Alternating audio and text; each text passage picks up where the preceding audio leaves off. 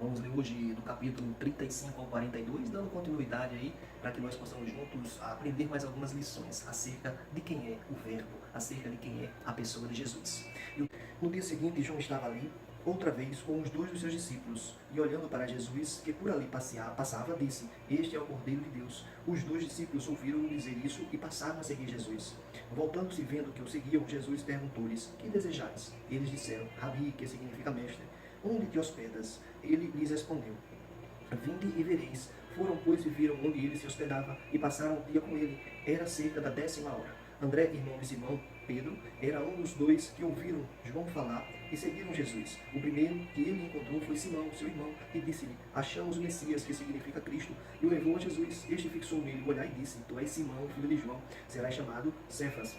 Esse texto ele nos traz aqui a importância de continuarmos com a mão no arado, de manhã, de tarde, à noite, assim que tivermos oportunidade, assim que tenhamos a oportunidade, devemos estar proclamando a palavra da salvação.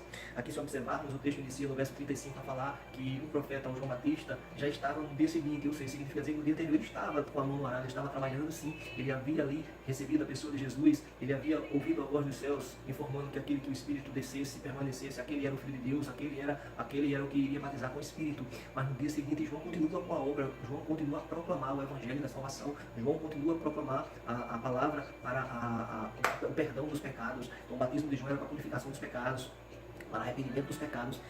E João estava lá com seus discípulos, estava com as pessoas que o seguiam, mas em certo momento a pessoa de Jesus passa novamente e ela aponta informando que lá está passando o Cordeiro de Deus. E ela desperta o desejo em André.